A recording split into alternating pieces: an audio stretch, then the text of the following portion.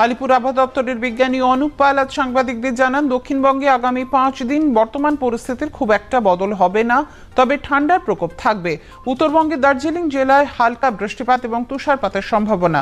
উত্তরবঙ্গের একাধিক জেলাতে থাকবে কুয়াশার দাপট।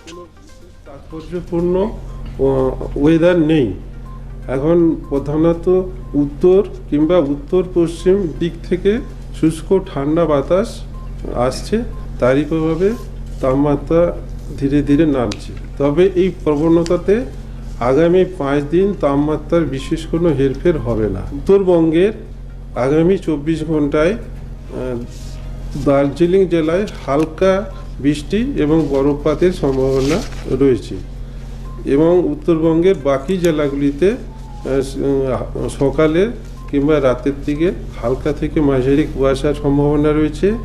তাছাড়া উত্তরবঙ্গের মালদা, উত্তর দক্ষিণ দিনাজপুর, দার্জিলিং, কুচবিহার জেলায় ঘন কুয়াশার সম্ভাবনা রয়েছে।